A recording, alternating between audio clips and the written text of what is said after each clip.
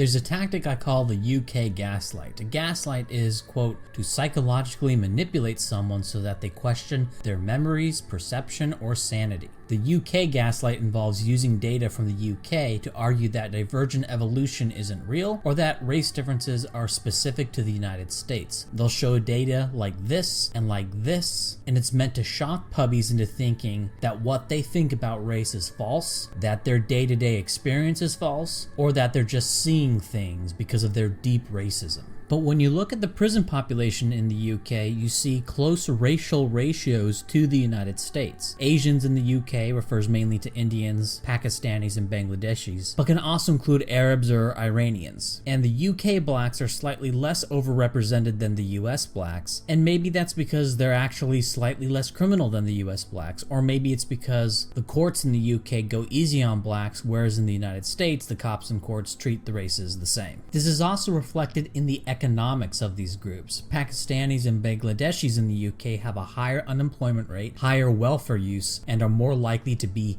NEETs, people not in education, employment, or training. They also have lower incomes, and these don't look like they're that much lower, but remember that whites in the UK probably live in cheaper places than non-whites do on average. For example, the cost of living in Cardiff, Wales is 39.5% cheaper than London, so it wouldn't be crazy to think that whites in the UK have something like a 20% lower cost of living on average, given that some whites are going to live in places like Cardiff and some whites are going to live in places like London. This is not something we should care too much, as taxes are paid on nominal income, so it's not like the higher cost of living of these groups is coming out of the British people's pockets. But the point is that if you shave 20% off the black income in the UK, it would be about the same as the ratio of black to white income in the US. It's just more evidence for the unexceptional state of race in the UK, as in the US, as in Canada, as in France, etc. And all of this is what we would predict given the results of several IQ studies in the UK, which repeatedly and from different authors show a racial pattern similar to that of the United States. Of course, it always comes down to the sample. Are these representative samples? They try to be.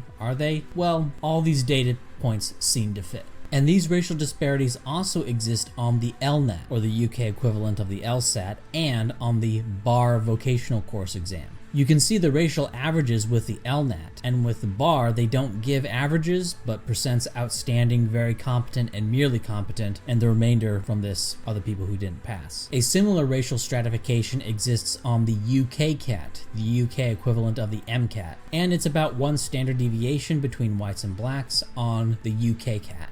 And all this is interesting given that the LNAT, BAR, and UK CAT are supposed to be very elite, and so we shouldn't be seeing much in the way of race differences up here. This is because at the elite level, you're supposedly only getting the very best, period, regardless of race. But that's not what we see. We actually see the races attempting the UK CAT, LNAT, and BAR in rough proportion to their slice of the UK population. Perhaps a more representative test would be the averages for firefighter applicants in the UK. Unfortunately for this, we only have the categories white and non-white, so it's hard to make much of this without knowing who's in the non-white category. And we can also look at PISA scores, and we can compare the UK to the US on the PISA scores. Keep in mind that Asian in the US is equivalent to the UK categories of Indian and Chinese, and Arabs in the US are classified as white. In the UK, Indians, Arabs, Pakistanis, and Bangladeshis are classified as Asian, while Chinese, Korean, and Japanese are classified as Chinese. And one thing we can see is that the gaps on the PISA tests are much smaller in England, which is this part of the UK, than they are in the US. But we also have data from Wales in 2012. Wales is this part of the UK. In addition to all the scores being lower than that of England, they show a racial gap similar to what we see in the US. So what's going on, England? Maybe a little bit of a Potemkin village going on here? Maybe not having your worst minority schools take the PISA so as to artificially narrow the racial gap on this? While Wales is more honest, so they show a gap similar to what exists in the US, as well as letting their worst students period take the test, that if you cut out the worst students taking the PISA test, not only will your scores be higher like they are in England, but if a disproportionate number of your worst students are black and Pakistani and Bangladeshi, the result is going to be to narrow the racial gaps as well. Okay, so this video is called the UK Gaslight, and the gaslight I'm talking about is people who use the GCSEs and more recently this little Cat 3 IQ test. So let's talk about that first.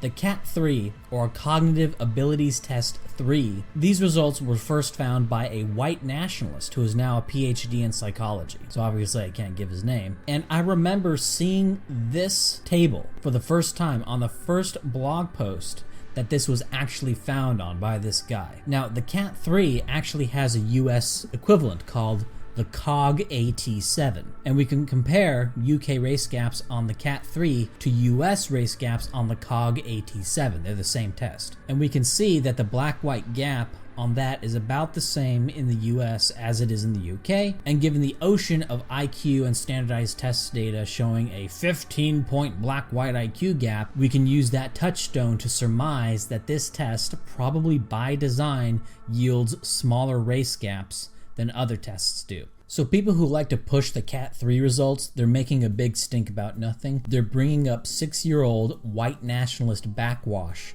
that was shown to not matter. But the real gaslighting comes from the GCSE data, or General Certificate of Secondary Education data, which shows what you can see here. Now, I don't know a whole lot about the GCSEs, but there are a few things that I do know that renders them very questionable for use as some sort of standardized test. First off, you can choose which GCSEs you want to take, and there are average race differences in what GCSEs they choose to take. So it's literally not a standardized test in the first instance. Second off, in these exams, coursework counts towards one's GCSE score on some of the GCSEs you're allowed to pick. Coursework graded by the teacher at your school. And these schools, of course, want to be put up in league tables showing that they have the highest pass rates, and rich parents want to send their kids to the schools that have the highest GCSE pass rates or A-star rates. And third off, there's tiering. So even within the math GCSE, even within the English GCSE, you can take a higher or lower tiered math course, for example. And white people tend to take higher tiered everything. So it's not the same subject, it's not the same tiering, and there's coursework graded by teachers. Any one of these things is enough to disqualify the use of GCSEs as a proxy for general intelligence. And when we look at the UK universities, whites do better when you control for the A level going in. Now, A levels aren't GCSEs, but they're taken in the equivalent of junior and senior year of high school in the US when we're about 17 or 18. And they're tests, but they're tests taken after a whole course, leading up to the equivalent of a final where you take your A level. And as BuzzFeed has so kindly shown us here, whites do better in university for any given A-level score. Being white is worth about 4 A-level grades, or about 1 1/3 full grade level per test, since most people only take 3 A-levels. In terms of predicting how well they do at university, being white is worth a little bit more than a full grade level. These GCSE results are pushed like crazy by racists and advocates of European dispossession to try to gaslight you into thinking that the blacks and Pakistanis are a benefit to the UK, that European civilization doesn't need Europeans, and that you can just bring any old people in and they'll do great. Don't look at their criminality, don't look at their welfare use, don't look at their IQ scores or economic inactivity. No, look at the GCSEs. Look at the data that they made in their own little funhouse called the British Public Education System, and oh look,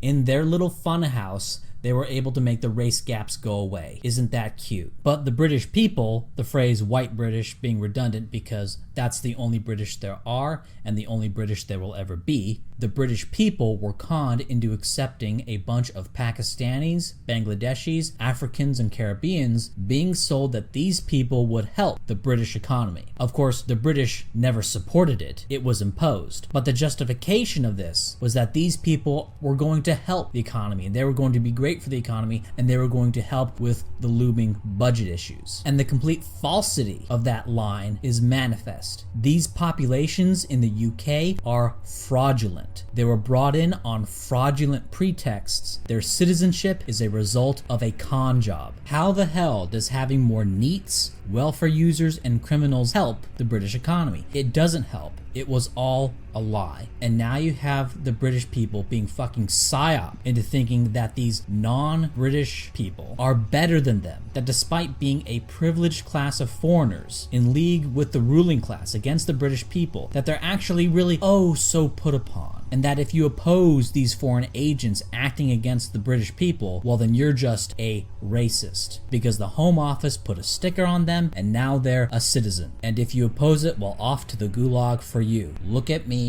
I'm the Englishman now, and that's the biggest con of all.